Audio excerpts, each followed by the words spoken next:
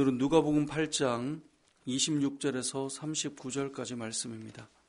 오늘 본문 말씀에는 귀신 들린 사람이 등장합니다. 귀신 들린 이 사람이 예수님을 만나서 제일 먼저 무슨 말을 했는가, 이것을 좀 우리가 볼 필요가 있는데요. 26절에 예수님께서 거라사인의 땅에 이르러서 그 도시에 그 육지에 내렸을 때 그 도시 사람 중에 귀신 들린 자가 예수를 만났다라고 27절에 말하고 있죠. 그런데 예수를 만나자마자 이 귀신 들린 자가 했던 것이 뭐냐면 28절에 보니까 이렇게 말합니다. 나와 당신이 무슨 상관이 있습니까? 당신께 구하노니 나를 괴롭게 하지 마옵소서. 그러니까 귀신 들린 사람이 예수님께 나와서 나를 괴롭게 하지 말라고 제일 먼저 말을 하고 있습니다. 실제로 이 사람이 지금 어떤 상태입니까? 27절에 보니까 오랫동안 옷을 입지 않고 있고요. 또 집에 거하지도 않고요. 무덤 사이에서 거주하고 살고 있어요. 그러니까 상태가 옷을 입지도 않고 그리고 집에 들어가지도 못하고 무덤 사이에 살고 있는 이 사람이 예수님을 만날 때 나를 괴롭히지 말라고 지금 그렇게 말하고 있죠. 근데 실제 이 사람의 상태는 매우 좋지 않은데 예수님께서 자신을 괴롭힌다라고 생각하고 있는 거예요. 자, 그런데 주님께서 이 사람에게 뭐라고 명령합니까? 29절에 보니까 예수께서 이미 더러운 귀신을 명하사 그 사람에게서 뭐 하라고요? 나오라. 그렇게 해서 이 귀신 들린 사람이 귀신이 떠나가게 되는 그 사건이 이제 오늘 본문에 상세하게 기록되어 있는데, 이 돼지떼에 들어가고 이제 이런 내용들도 중요하지만 보면 귀신 들린 사람은 예수님께 괴롭게 하지 마라 라고 말해서 정말 예수님이 괴롭게 하는 것 같지만 실상 그렇게 귀신이 나오게 되니까 이 사람이 지금 어떤 모습으로 바뀌었는가. 35절에 보니까요, 사람들이 그 이루어진 일을 보러 나와서 예수께 이르러 귀신 나간 사람이 옷을 입고 정신이 온전하여 예수의 발치에 앉아있는 것을 보고 두려워하거늘. 자, 이 사람이 이제 어떻게 돼 있습니까? 옷을 벗고 돌아다니다가 옷을 입고 있고요. 정신이 어떻게 돼 있다고요? 온전해져 있다라고 35절에 말씀하고 있어요. 우리가 오늘 본문에서 기억해야 될 게 뭐냐면, 한 귀신 들린 사람이 예수님을 향해 이렇게 말해요. 나 괴롭히지 마. 우리를 괴롭히지 마십시오 라고 말하지만 실상은 예수님이 괴롭히고 있는 것이 아니라 귀신을 떠나보내고 그 사람의 정신이 온전하게 되고 옷을 입고 정갈하게 되고 회복되게 한다는 것을 우리에게 보여주고 알려주고 있는 것입니다. 자, 이것이 영적으로 악한 영에게 붙들려 있는 이 사람이 실제로는 예수님이 괴롭게 하는 분이 아닌데 악한 영에 붙들려 있으니 예수님이 나를 괴롭힌다라고 생각해요. 여러분, 우리가 그리스도께 붙들려 있지 않고 영적으로 육체의 소욕에 빠져 있고 세상에 젖어 있으면 우리는 이런 생각을 할 수 있어요. 예수가 나를 괴롭게 한다. 교회가 나를 힘들게 한다.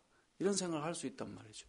근데 실상은 예수 그리스도께서 어떻게 우리를 바꿔가고 회복시키고 온전케 하는가를 오늘 본문은 우리에게 알려주고 있다는 것을 우리가 기억해야 된다는 것입니다. 우리 역시 마찬가지입니다. 성령으로 충만한 상태로 살아가면 성령께서 우리에게 얼마나 온전하고 풍성케 하시는가를 점점 많이 경험하게 돼요. 그리고 삶도 달라지게 되죠. 오늘 이 본문에 등장하는 사람만 보면 알 수 있지 않습니까? 예수님을 처음 맞닥뜨렸을 때 그 상태가 예수를 만나야 될 상태인데 예수님이 나를 괴롭힌다고 말하고 있고, 나중에 예수님께서 귀신이 떠나가게 하고 나니까 이 사람은 무엇이 온전하고 회복된 것인지 사람들이 다 보고 놀라워하고 두려워하고 일이 일어나는 것처럼 우리의 삶도 마찬가지다라는 사실을 기억해야 된다는 것이죠. 오늘 본문에서 알 수 있는 두 번째 메시지는 뭐냐면, 이렇게 온전하게 되었음에도 불구하고 사람들은 누구 보고 떠나가라는 것입니까? 예수님 보고 떠나가기를 구합니다. 그래서 37절에 보니까 그 땅 근방에 있는 모든 백성이 크게 두려워해서 예수께서 떠나시기를 구한다라고 37절에 말씀하고 있죠.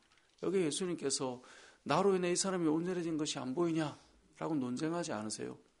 그 자리를 떠나세요. 자, 그렇게 떠나게 되는 사건을 귀신 들렸던 사람이 알게 되죠. 그래서 어떻게 합니까? 저도 함께 가기를 원합니다. 그게 38절이에요. 귀신 나간 사람이 함께 있기를 구하였습니다. 예수님께서 이 사람에게 무엇을 명령합니까? 예수께서 그를 보내시며 이르시되 39절에 보니까 집으로 돌아가라. 원래 너가 있던 그 자리에 그대로 머물러 있으라. 너는 여기에 그대로 남아 있으라. 이것이 예수님께서 이 사람에게 말씀하시는 또 한 가지 말씀이고, 또 이 사람에게는 남아 있으라 라고 하는 것이 사명이다라는 것을 알 수 있습니다. 자, 남아 있어서 뭘 하라는 것입니까? 하나님이 너에게 어떻게 큰 일을 행하셨는지를 말하라. 이게 39절에 이 사람에게 주는 말씀입니다. 그리고 이 사람은 실제로 자기가 있던 그 성, 자기가 있던 그 땅에 그대로 남아서 무엇을 합니까? 예수님께서 자기에게 행하신 그 큰 일을 사람들에게 전하고 알리는 일을 하게 됩니다. 그래서 온 성내에 자신에게 역사하신 예수 그리스도의 그 일을 전파하고 있음을 보여줍니다. 오늘 본문에서 우리에게 알려주는 두 번째 메시지는 예수님께서 이 귀신 들렸던 사람에게 따라가는 게 그 사람의 가는 길이 아니라, 해야 될 일이 아니라 남아서 그에게 일어났던 일을 전해주는 것입니다. 복음을 전하고 나누는 역할을 이 사람에게 사명으로 맡기셨다라는 것입니다. 이 성경을 보면요, 예수님께서는 어떤 이들은 제자로 불러 데려가기도 하고요, 어떤 이들은 거기에 남겨서 그 일들을 전하고 선포하게 하시기도 합니다. 사람마다 부르심은 다 다르죠. 콜링은 다르지만 분명한 건 이 사람에게 주님께서 원하시는 것은 너에게 어떤 일이 있었는지 그것을 전파하는 것. 여러분, 예수님의 복음을 전한다는 건 뭘까요? 우리가 이제 이번 주부터 목장으로 모이지만 우리가 목장으로 모여서 나누는 일들은 무엇일까요? 너 이렇게 해야 돼. 너 이렇게 살아야 돼. 너는 이걸 고쳐야 돼. 그게 아니에요. 결국은 복음을 전하는 사람들의 그 복음 전함과 나눔은 뭐냐면요, 나에게 있었던 일을 고백하는 거예요. 그런데 우리가 간혹 이게 실수하는 것이, 어떤 일들을 실수하게 되냐면요, 내가 은혜를 받고 누구를 자꾸 고치는 것이 내가 해야 될 사명이라고 생각해요. 그래서 넌 이걸 고쳐야 돼. 넌 이걸 해야 돼. 넌 이게 문제야. 이렇게 흘러갈 수 있는데, 오늘 이 본문에 등장하는 이 사람은 뭘 하라고 남겨져 있는 것입니까? 나에게 역사하신 예수를 전하는 것입니다. 그것을 보고 사람들은 나에게도 저런 은혜가 있었으면 하는 소망이 시작되고, 그래서 수많은 사람들이 뭘 합니까? 예수님께로 또 나아가게 되는 거예요. 그럼 신앙생활은 나에게 있었던 그 은혜들을 나누기 시작하는 거죠. 오늘 하루 살면서 주님이 나에게 어떤 역사를 하셨는가, 이것을 우리가 고백하고 만나게 되는 것, 그것이 우리가 경험해야 될 일이라는 것이죠. 오늘 말씀에서 두 번째 기억해야 될 이 메시지 역시, 예수님을 따라가고 싶지만 너는 너의 자리에 남아서 너에게 이루어진 그 은혜를 그 사람들에게 전해줘라. 그럼 이것을 우리가 기억할 때 은혜는 흐르게 된다는 것을 우리가 알게 되는 것입니다. 말씀을 정리해 보겠습니다. 오늘 본문을 통해서 우리는 두 가지를 기억했으면 좋겠습니다. 첫 번째는 귀신에게 사로잡혀 있을 때 이 사람이 했던 말, 나를 괴롭게 하지 말아달라고. 그런데 사실은 예수님을 만나서 이 사람은 온전하게 되고, 예수님을 만나서 이 사람은 더욱더 정갈해진 삶이 되었다라고 하는 것, 이것을 우리가 기억한다면 우리가 어떤 사람을 대할 때 영적인 부딪힘이 있을 때 무엇을 깨닫게 되는가, 우리 역시 영적으로 풍성할 때와 그렇지 못할 때 괴롭게 하지 말라라고 하는 이 사람의 말이 우리에게 어떤 의미로 작용되는가, 우리 이것을 깨닫게 될 것이고요. 두 번째로, 저와 여러분이 우리에게 남겨진 자리에서, 우리가 있어야 될 그 자리에서 우리 주님께서 나에게 행하셨던 그 은혜를 고백하고, 그 은혜가 얼마나 크고 놀라운지, 내 삶이 얼마나 변화되었는지, 이것이 여러분이 있는 그 자리에 마치 이 사람에게 사명인 것처럼 우리에게도 사명이라는 것을 기억하셔서 하나님께서 저에게, 여러분에게 맡기신 그 자리에서 하나님의 은혜와 사랑을, 가정이라면 가정에서 자녀들에게 하나님께서 우리에게 주셨던 은혜들이 있잖아요.